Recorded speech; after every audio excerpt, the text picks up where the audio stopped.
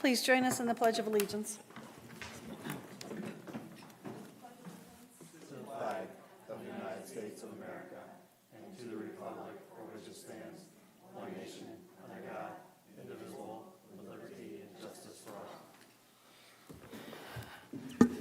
Welcome to our Tuesday, January 21st school board meeting, and we will start with our Board of Refinance meeting. Mr. James. Good evening. So this is a required meeting for all governmental units to be held in January each year. So the first thing we need to do is elect a president of the Board of Finance. I make a motion to nominate Cindy Suze as the president of the Board of Finance. Do we have a second? Second. All right, we'll do a roll call. Mr. Marshall? Aye. Ms. Talent? Aye. Ms. Kelly? Aye. And I'm an aye. Motion passes. Thank you. Next, we have to elect a secretary for the Board of Finance. I will nominate Nicole Kelly for secretary. Second. All right, Mr. Marshall? Aye. Ms. Talent? Aye. Ms. Kelly? Aye. And I am an aye. Motion passes. Thank you. So the first thing we're required to do is report on the fiscal health of the school corporation. This was something that was enacted in 2019, and the DOE's DUAB board has a fiscal indicators committee, and they have designated about half a dozen different markers to be consistent across the state that they chart and they graph based on our financial information. And then, so I'm going to spend a few moments here kind of going through each of those. It was included in your board packet at your station. I do have a little summary of each one just to kind of go through the charts and graphs. Again, there was nothing anything that is like a red flag because each story tells something different. But the committee, the Fiscal Industry Committee, feels that these are some areas that school boards and administrators need to be keeping their eye on, as these could be signs of a fiscal downturn or where people need to pay attention to as an indicator of the health of the school district. So the first page is just a summary, shows what our ADM was in 23-24 of 9,020. As you know, we were down another 230 some kids to 8,789 here in 24-25. And you'll see going throughout this slides that lots of this data is about a year old, and I will explain that while we're going through. So the first chart shows the ADM of the school district. And as you can see, we have been pretty steady since 2015, 2016. Again, the last chart that is, or last data point on this chart is the 23-24 year fall count of showing ADM count of a little over 9,000, and we are just under that 8,800 amount now. We've talked about this each year about how our graduating class is about 230 more kids than our incoming kindergartners, hence the net loss each year. We do see that this could be something that will probably happen again the following year, and then hopefully the annual decrease will be a little bit less, but that is just the way the world is with demographics, where many school districts are seeing those senior classes being higher than the incoming kindergartners. So we may not be seeing 230 kids down each year, but we can still expect to see our overall enrollment going down, just like most other school districts around the state and the country. The next chart shows what the fund balances are of all of our funds at 12/31 of each respective year. From the years 15 through 2017, you can see we steadily declined, and that was mainly because we were giving pay increases to our staff, wanted to stay competitive, but the funding from the state just really wasn't keeping up with that. That was when the school district made the decision to go and ask our taxpayers for the operating referendum, and then that income started coming in 2019. Excuse me. So slowly, that fund balance as an overall amount has continued to grow over the years. We are not in the business to hoard money or make a profit. We want to run as close to the margin as possible, but we also have to be aware of things that are coming up in the future.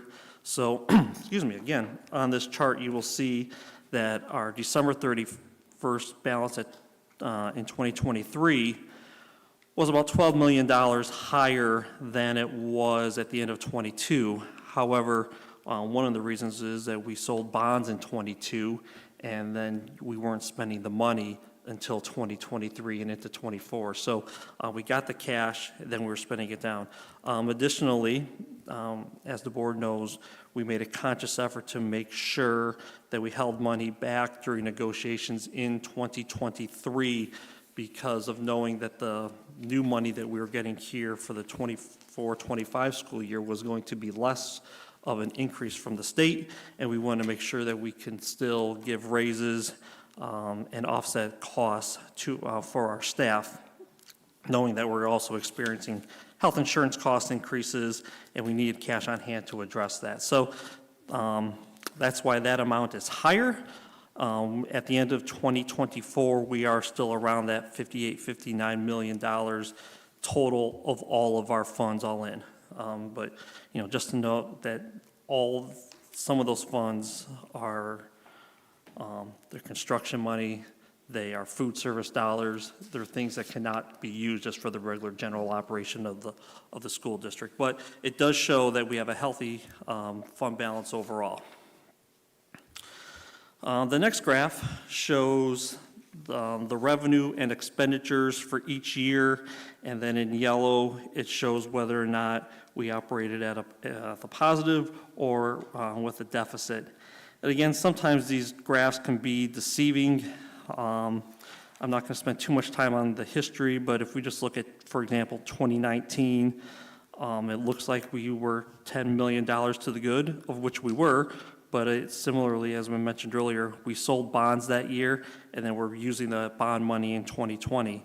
Additionally, 2019 was the year we first started getting the operating referendum money, but we didn't start spending it until the following year in order to build up a cash balance in that fund. Since then, we have operated in the positive each year. 2023, as I mentioned, we were about $12 million to the good for the calendar year, knowing of these upcoming expenditures we were having in 24-25. So again, this graph shows that we're consistently are not overspending our revenue, but trying to keep it as close to that revenue as possible so we can launch as much money as possible into the classroom. Any questions at this point? Okay. The next graph is the fund balances as a percentage of our expenditures. And if you see there from 2014 through 2018, we are hovering around 10-12%. Now again, this is all of our funds all in, and that is too low. Which again was one of the reasons why the school corporation went to our taxpayers to look for the additional funding. Once 2019 came in, and the operating referendum money started coming in, we can see that our fund balances increased to a more healthy level. They're to the mid-20s, pushing up to 30% in 2021. In 2023, we were at 35%. Again, this graph is a little deceiving because it takes into consideration all of our funds, which when I talk about our fiscal report later during my section, I like to look at it just at our operating funds, of the Ed Fund, Operations Fund, and the referendum fund together. When we look at those funds, our fund balance is around 25% of our expenditures, and I feel that is a very healthy amount. We don't need to grow it any further.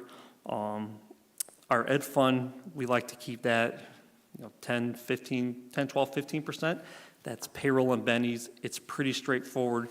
You don't have too many surprises in that fund. However, when it comes to operations, We can have a boiler go down, we can have a roof happen, we can have bus prices jump 25% unexpectedly, which of course happened a couple years ago. Things that are out of our control are in that fund. So we need to have a higher cash balance on hand to be ready for those unexpected. So taking all those into consideration, having about 25% on hand, I feel is healthy and gives us some room to be able to address those emergency issues that beyond our control that do come up, unfortunately. The next graph shows the different type of revenue that we have, either be it federal dollars, be it stimulus dollars, state revenue, debt, and so forth. This chart is different colored. The big blue section is the tuition support and other small state grants that we get from the state. As you can see, that takes up the largest portion of our revenue into our fund.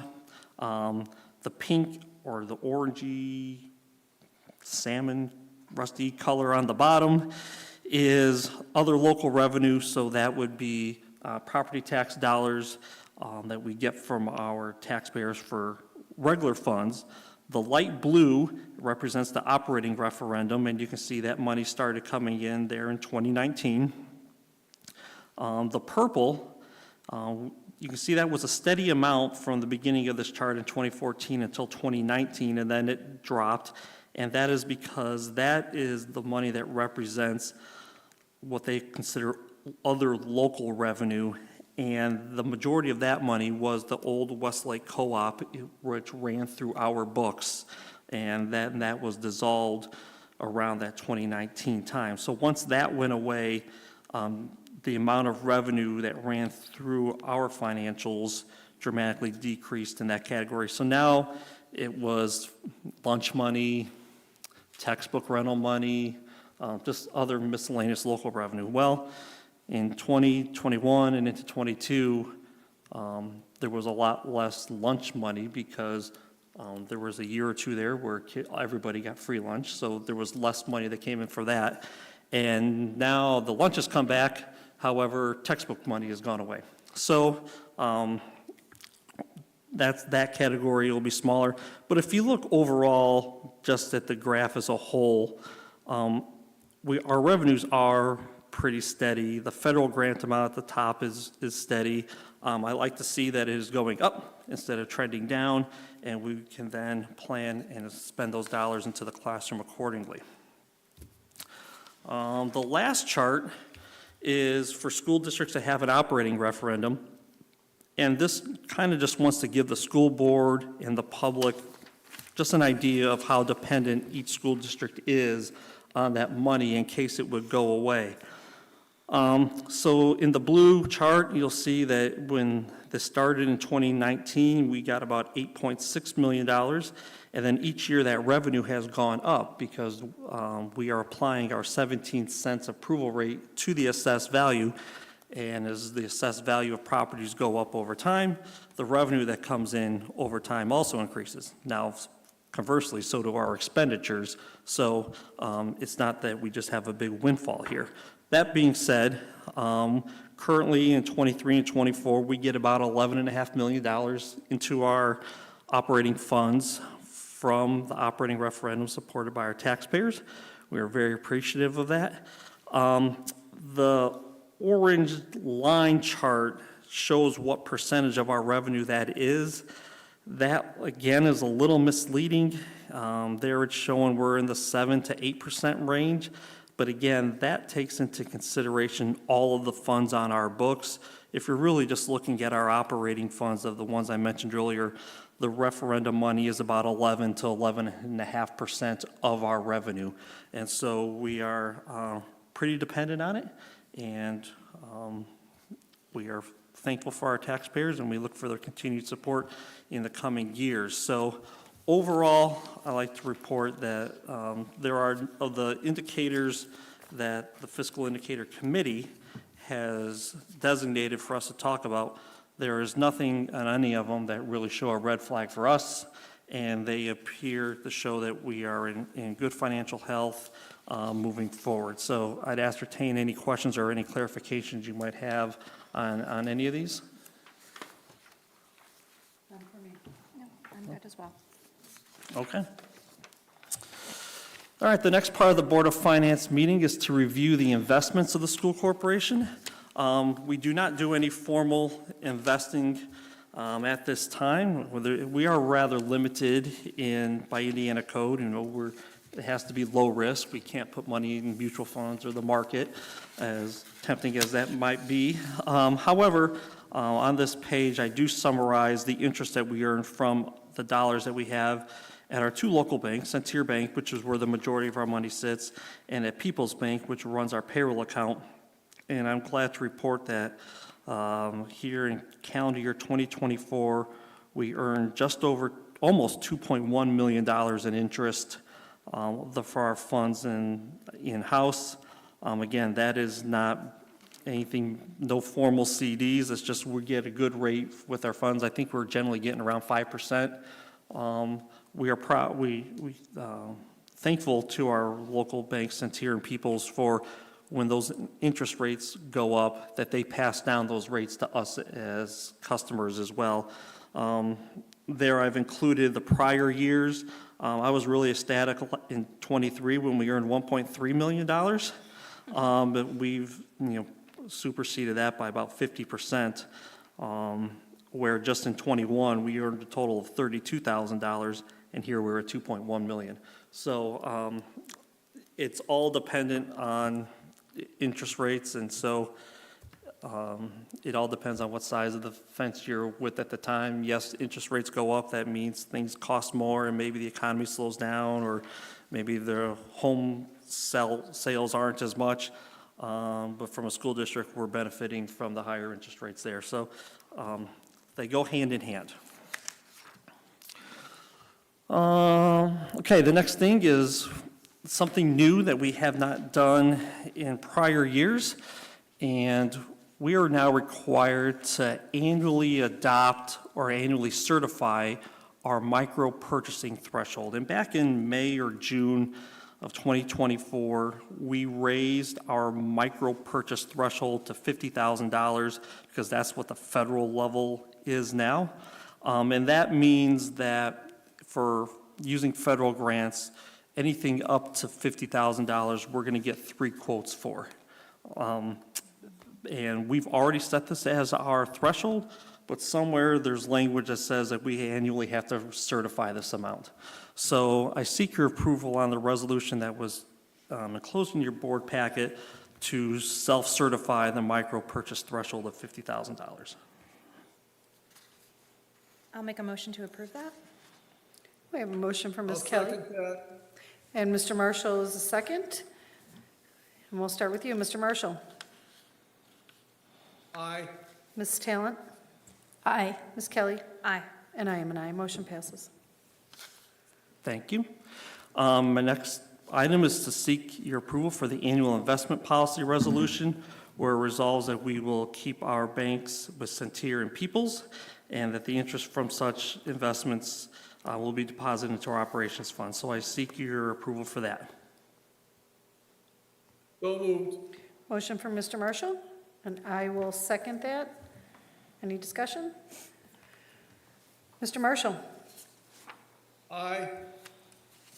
Ms. Talent? Aye. Ms. Kelly? Aye. And I am aye, and aye. Motion passes. Thank you. And then the last item is to seek your approval to remove old outstanding stale dated checks. Indiana code requires that we keep checks on our books for at least 2 years. It's 2 years as of December 31st in which the check was originally issued. We have in our regular claims account a total of 8 checks back from 2022 that have not been cashed. So in essence, we void these and receipt them back in, and those total $250.32. And then we have another 7 checks from our payroll account that total $350.10. So I seek your approval to void those checks and receipt that back in. Just to clarify, if any vendor or any person came back to us and say, hey, I lost this check, we would refund it to them and reissue them a new one. So I seek your approval for that. Motion to approve the removal of the outstanding checks. Motion from Ms. Kelly, Second. second from Ms. Talent. Mr. Marshall? Aye. Ms. Talent? Aye. Ms. Kelly? Aye. And I am an aye. Motion passes. Thank you. So, Mrs. President, I think the next thing to do is just to make a motion to adjourn the Board of Finance meeting and then reconvene the regular board meeting. Motion to adjourn the Board of Finance meeting. And I will second that. We are adjourned, and we will start our school board meeting. And we will go right into agenda approval, deletions, additions. Dr. Rocco. Thank you, Mrs. Seuss. Seek board approval of the agenda with 2 additions, Roman numeral 8C2, professional leave requests under Dr. Bracy, and Roman numeral 8D1, professional leave requests under Mrs. Schooneman. Seek board approval. So moved. We have a motion from Ms. Talent, and I will second that. Any discussion? Hearing none. Mr. Marshall? Aye. Ms. Talent? Aye. Ms. Kelly? Aye. And I am an aye. Motion passes. Thank you. Is there any correspondence this evening, Ms. Kelly? There is not, Mrs. Seuss. All right, we'll go right into our liaison committee updates. Mr. Marshall? Aye. Oh, I'm sorry, you were talking about. The committee I have nothing to updates, yes. report. Okay, Ms. Talent? I had an opportunity to attend the Dyer Redevelopment Committee, and there were some positive comments definitely about, from the Dyer Kickers, as they spoke at the redevelopment, about us being able to have included a pilot program for soccer. And their Dyer Kickers is putting out there for our 50th year anniversary, so they are very excited that Lake Central schools are also interested in soccer. So definitely lots of praises both at the town council meeting and at the redevelopment meeting. As far as wellness, I know that's getting up and running, and Mrs. Castaneda is working on a meeting date. Okay, thank you. Ms. Kelly? Yes, I have no updates from the recent meetings.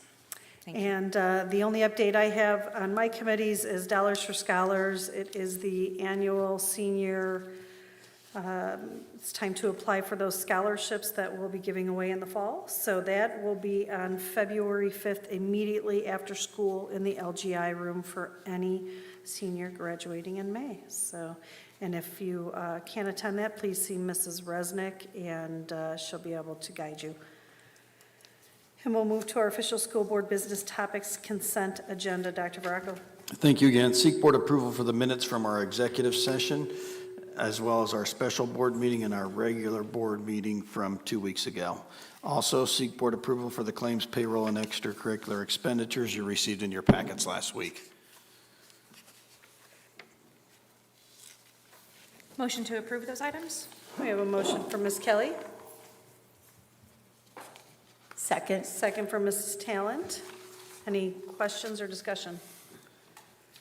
Hearing none. Mr. Marshall. Aye. Ms. Talent.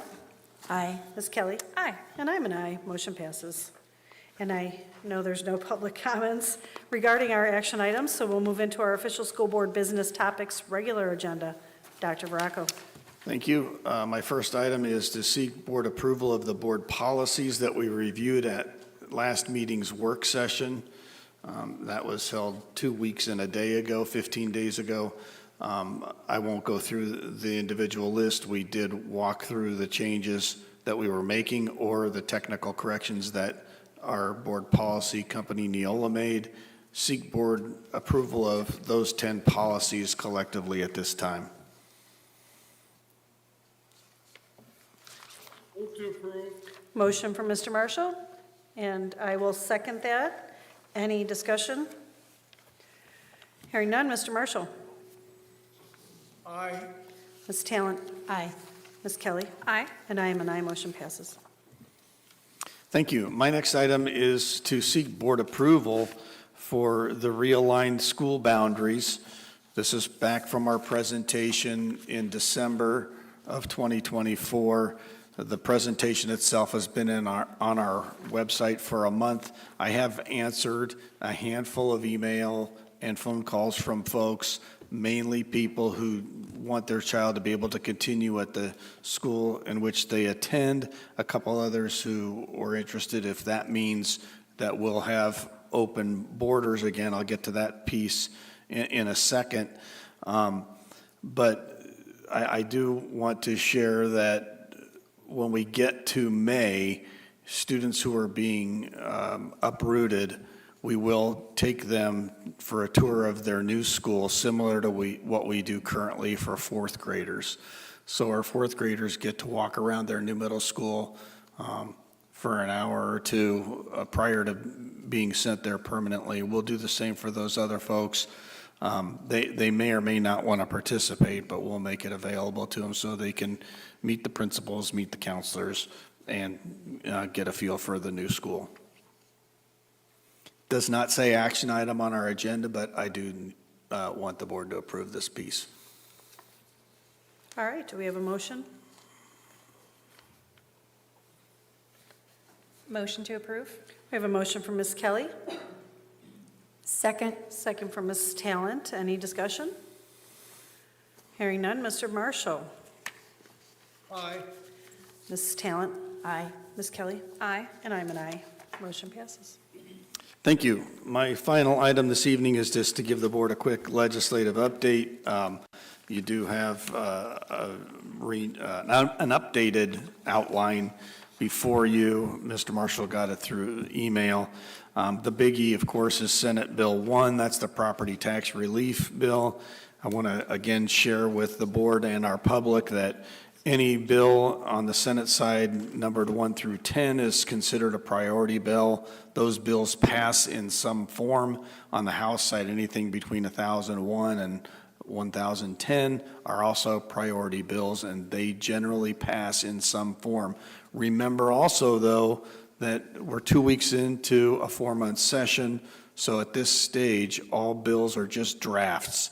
They will change over the course of time when they switch to the other side of the chamber on the other side of the aisle, or the other floor, I should say.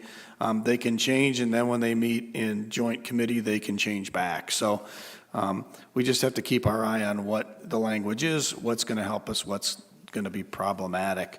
One of the items of Senate Bill 1 is that referendum would be moved to only the fall in even-numbered years. So we're scheduled to go in 26 with our renewal for our operating referendum. We would typically do that in the spring because it enables us to adjust our spending if things don't go the way we want. If it goes in the fall, it's a little trickier because you've made commitments to certain staff members for the entire year. So inability to adjust spending would be one argument I would make with our legislators to leave it where it is. There is some positive piece about changing the question to include what the true increase is of the tax levy. So for us, if we were to keep ours the same, it would be a cleaner and more understandable question for our voting public. Also talking in this piece of legislation about a DLGF portal to compare your current to the future taxes, and as well as accepting taxpayer feedback. Property tax cuts, which are another big piece of Senate Bill 1, they have little impact on state government, but they do have a significant impact on cities, towns, and schools. And so we ask our elected officials to be careful on how much they cut. We know a 15% NIPSCO increase is coming our way. I've shared that with the board previously. Additionally, our healthcare costs continue to go up, as do healthcare costs for all businesses in America. So our costs are not going down, so we really need to be judicious about cutting property taxes when we're already the lowest property tax state in the Midwest. So just ask for some strategic analysis of property taxes before a decision's made in that area. There's a companion piece in Senate Bill 8 that also talks about referendum, but this piece allows us to stay in May with primaries if we were to choose to do so, so we like that legislation a little better. Number 2, House Bill 1002 deregulation. I would ask for every piece of this proposal, what makes us better as schools?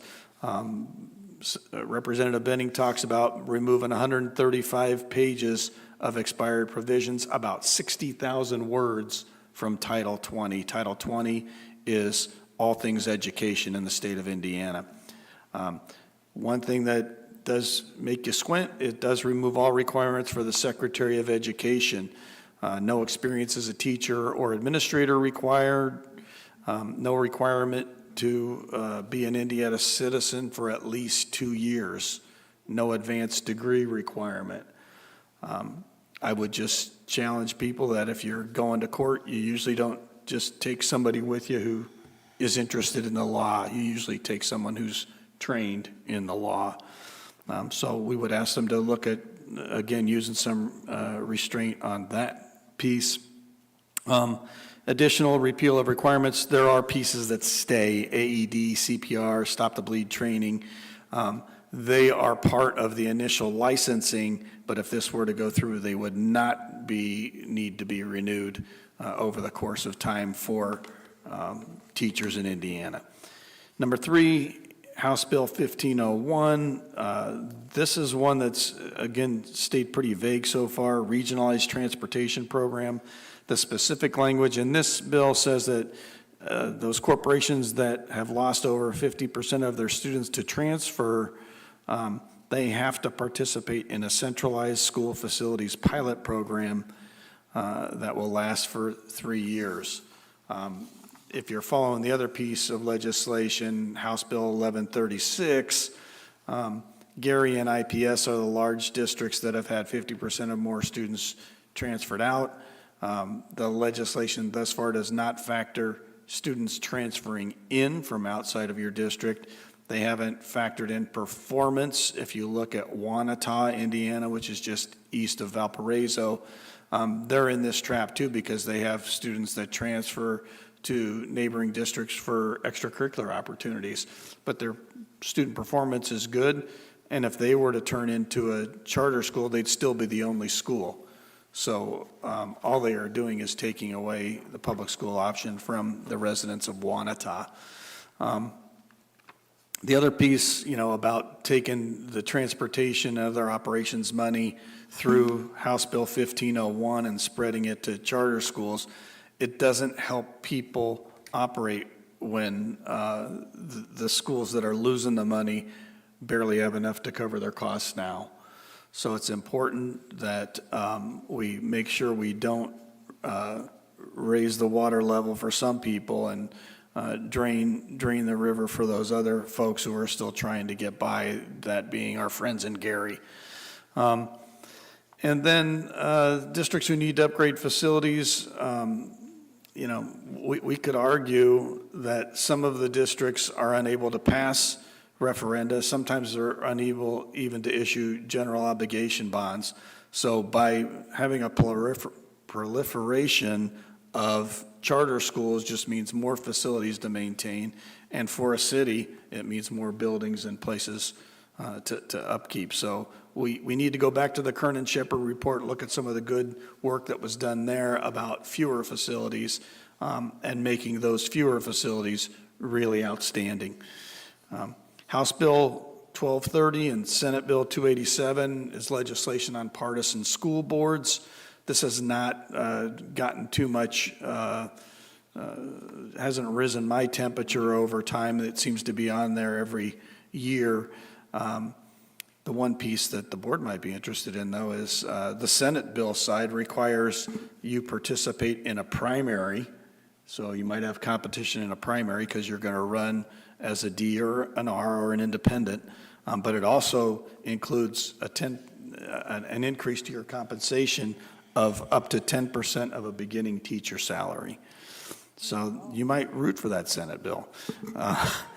The House version does require party affiliation, but it does not require the primary, and it doesn't have the money.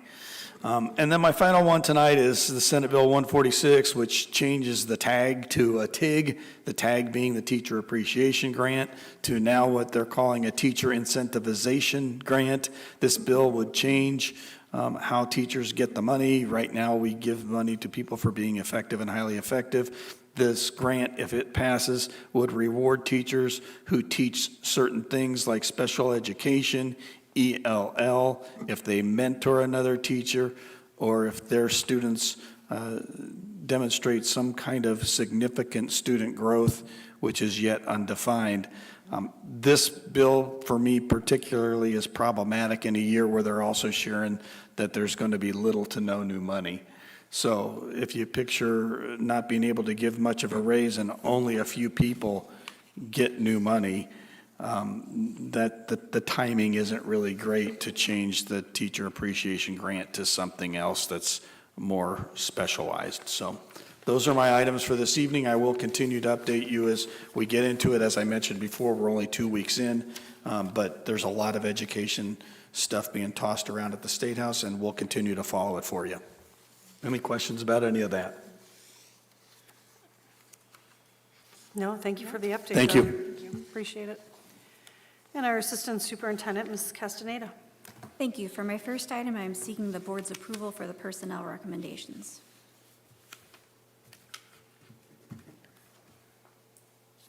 Motion to approve? Second? We have a motion for Ms. Kelly and a second for Mrs. Talent. Any discussion? Hearing none, Mr. Marshall? Aye. Mrs. Talent? Aye. Ms. Kelly? Aye. And I am an aye, motion passes.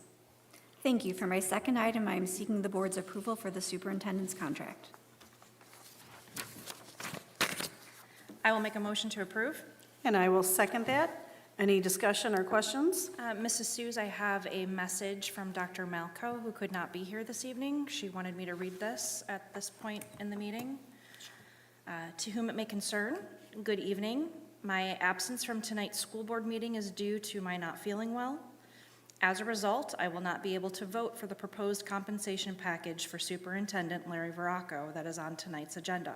However, I am supportive of the proposed package. Thanks to Nicole Kelly for sharing my message during the board meeting. Sincerely, Dr. Janice Malco. Thank you. All right, we'll do an individual roll call vote. Mr. Marshall? Aye. Mrs. Talent? Aye. Ms. Kelly? Aye. And I am an aye, motion passes. Thank you. For my third item, I'm providing the board with our annual conflict of interest disclosure statement, which was in your board packet. It lists those employees who need to present that conflict of interest. Any questions? All right, then. And for my last item, I am seeking the board's approval for the professional leave requests. So moved. Motion for Mrs. Talent, and I will second that. Any discussion? Oh, sorry. Yeah, any discussion? Mr. Marshall? Aye. Ms. Talent? Aye. Ms. Kelly? Aye. And I am an aye. Thank you. Thank you. And our Director of Primary Education, Dr. Bracy. Good evening. For my first item, I would just like to update the community about kindergarten enrollment. The flyers have gone out. Kindergarten enrollment opens on February 10th, which is on a Monday, and we ask everyone to try to complete enrollment by that Friday, February 14th. It is all online, and during the enrollment process, parents will have a chance to sign up for kindergarten screenings. Those screenings will be held at the individual schools on Tuesday, April 8th. And then our kindergarten informational session for incoming students, well, their parents actually, will be held on Thursday, May 8th, here at the high school auditorium. Any questions? Thank you. Thank you. Oh, and then for my second item, I am seeking your approval for the professional leave request in your packets. Motion to approve? Motion for Ms. Kelly, So moved. And second from Ms. Talent. Any questions? All right, Mr. Marshall? Aye. Ms. Talent? Aye. Ms. Kelly? Aye. And I am an aye, motion passes. Thank you. Thank you. And our Director of Secondary Education, Mrs. Schoeneman. Good evening.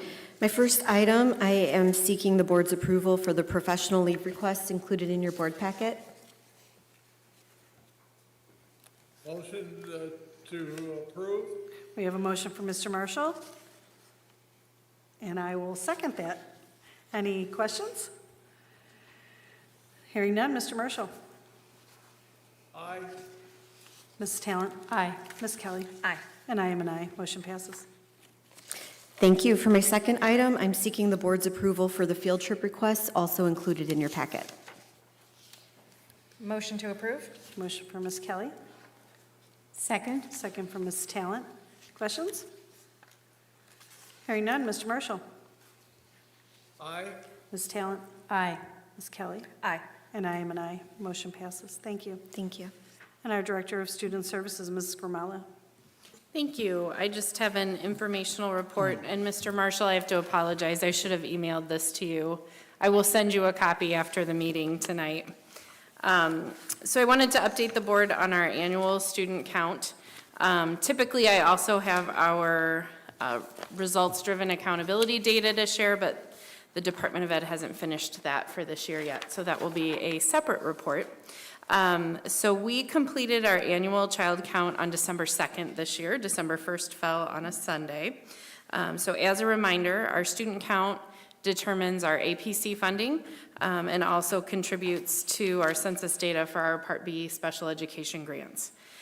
So our total amount is listed there on your handout, and we did have an increase this year of about $465,000. So it's always nice when we see an increase in our funding. If you look on the second page, which is, I printed it two-sided, so it's on the back for you, you see we have 4 different funding groups. So there's different dollar amounts assigned to the different funding groups. We, again, we're thankful to the General Assembly. We had increases for each funding group this year. So you will see the special education eligibilities that are included in each funding group, the dollar amount we get per student, and then the amount that increased by, and then the number of students we have in each group, and then in parentheses next to that, you'll see whether we had a change, an increase or a decrease in the number of students in that funding group. So group 1 is our highest funding group. Those are our students with the most complex needs. That's also the group we had the largest increase in funding in. So that group was, let's see, we had an increase in 18 students in that group this year. So that is, we receive $11,659 per student in that group. So again, like I said, that is our highest funding level. But just to keep in mind, so those are our neediest students. But that's also that's our group of students that would be most likely to have something like a one-on-one para. So when we think about that, for a one-on-one para, that would cost the district about $19,000. So when we think about the true cost to educate students, while we did get an increase in that funding, it's still not really equivalent to what we're spending on students. So when we think about, one thing Dr. Varacco always talks about is the true cost to educate our students. We're really not there yet with what we're being provided to educate the students. Group 2 is our more, what we would call our high incidence disabilities. And we also saw an increase in funding in that area. Again, always appreciative of that. We saw a decrease of about 20 students in that funding area. Group 3, this is our only group where these students would be counted twice. So these are our language or speech impairment students. We did get a small increase in that funding. We also had a decrease in the number of students there. But again, if you look at that $551 per student, speech language pathologists are very expensive and difficult to employ. So at that funding level, a speech language pathologist would have to carry 137 students on their caseload in order to get to our average SLP salary, which would lead to a very overwhelmed speech-language pathologist and very weak services for students. So we still have some room for growth there on what funding we're receiving for students. Preschool, I'm really. And Becky, what is that current caseload? Well, most of our SLPs, we try to keep around 80, and that is still high. Illinois has caseload caps at the state level. They cap their caseloads for SLPs at 65. So we have a lot of competition with our neighbors in Illinois and often lose when we are interviewing. We have a hard time recruiting because they can go 15 minutes west and have a caseload cap of 65. Preschool, for those of you who have been on the board for a while, when I first started, we were getting about $2,500 per student for preschool. So it's very exciting that our preschool funding has gotten up to $3,800 per student. And our preschool numbers continue to grow, and the complexity of our preschool students continues to grow. So we're happy that that's jumped where it has, and that's encouraging. Again, we would love to see that continue to climb too. So on that bottom chart, you see just kind of the history. This is really since I've become director that I've been tracking these numbers. We did have a little bit of a drop since last school year. So we are down 32 students, not, surprising given the decrease in enrollment across the district. But still, we're creeping up there with our special ed numbers. So we were at 1571 for our total number of students receiving services for this school year. Any questions? No, none for me. For me. Thank you. Thank you. Thank you. And our Director of Facilities, Mr. Ledyard. Thank you, Mrs. Seuss. Tonight in your packet, I gave you guys kind of a 5-year update of some optimization costs and savings we've had over Lake Central. We started this optimization about 7.5, 8 years ago with just high school and Protzman, and since then we've brought on Pfeiffer, Grimmer, and we'll add Bibbage to our schools this year in 2025. The chart here kind of gives you a 5-year review, but this year alone, we saved over $50,000 from NIPSCO, and we also received over $155,000 worth of NIPSCO incentives working with NIPSCO as well. So we're averaging for the whole 5 years too, on the chart too, just the optimization savings alone, we've saved almost $282,000 with NIPSCO through our efforts. As Dr. Rocco mentioned earlier tonight, NIPSCO is going to have about a 15% increase, so we're trying to do what we can to kind of do our own part here to save some money. It's been very successful.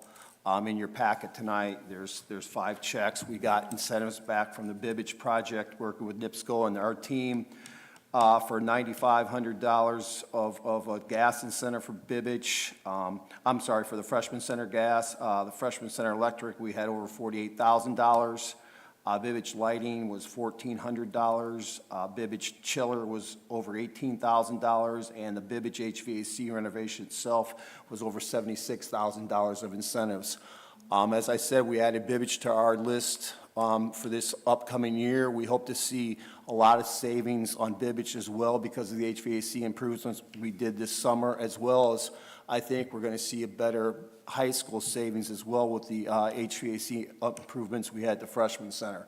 So we hope to keep gaining on this, and we hope to bring other schools along. We can't really do it with some antiquated equipment, so that's why these schools are on here. They have more of the modern equipment, and we also have done a lot of preventive maintenance with our team in Arctic as well, which helps a lot. And when we have an opportunity, we replace something with higher efficiency motors and pumps, and therefore, so that helps with this stuff too. So we're trying here what we can do as far as a district to combat that NIPSCO increase, all we can do. So if I'll take any questions.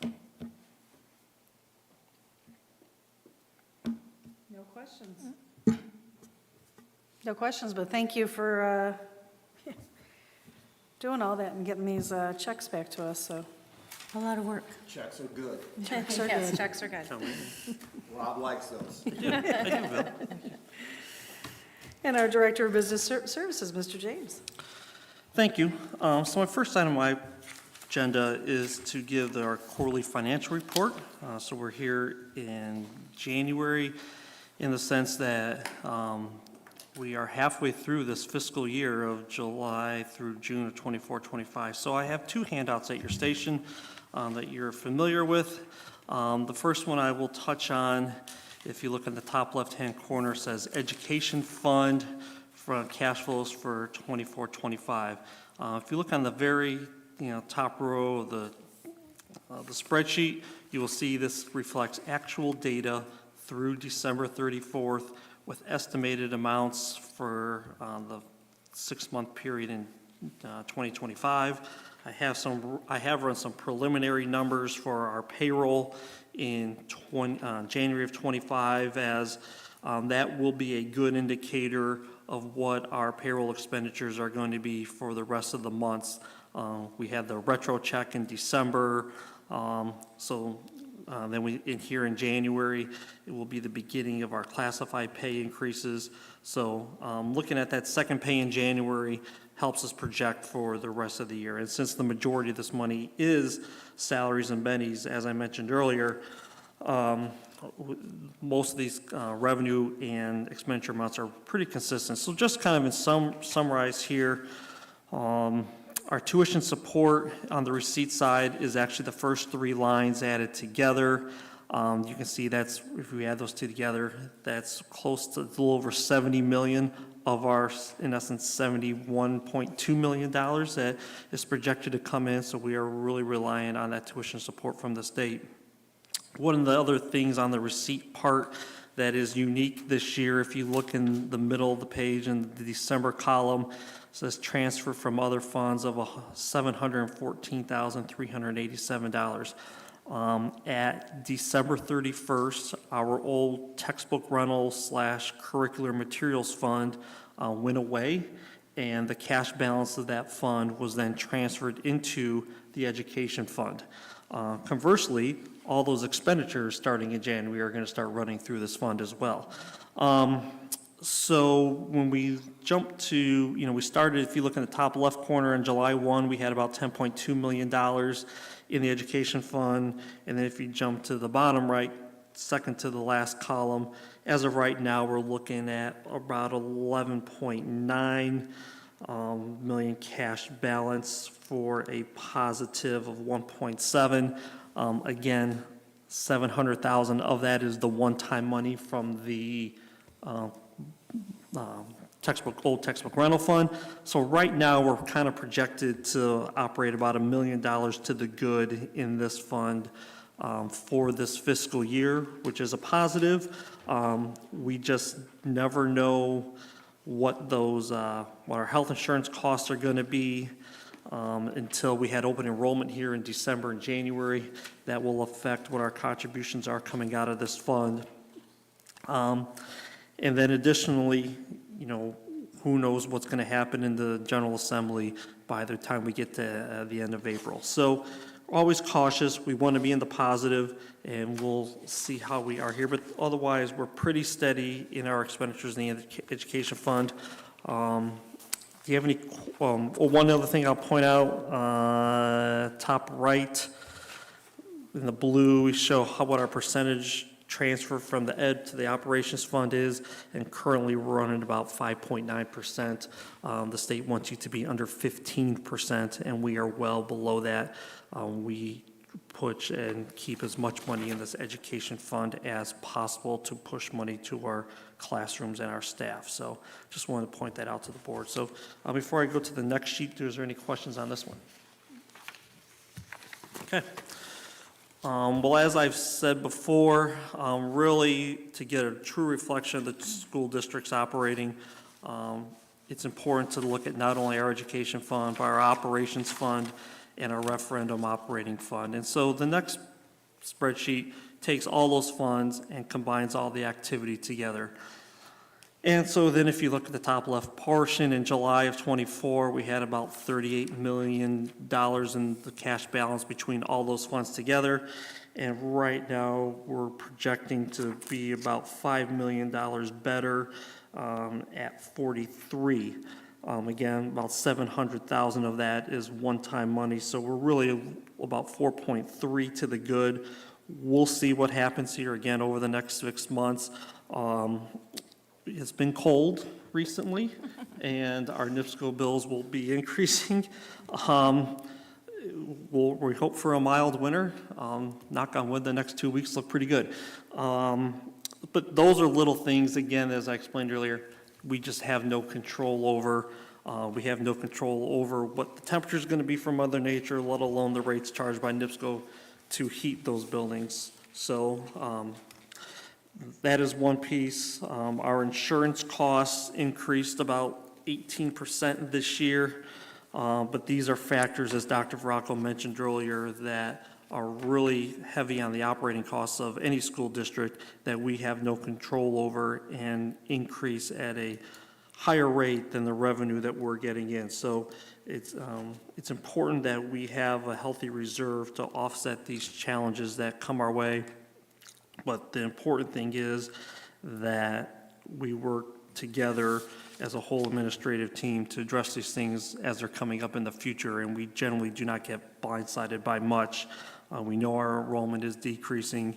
We know that we have services that we want to provide for our students, and so it's important for us, and we do work cohesively together to make sure we get those priorities. So any questions on this financial report for the total operating funds?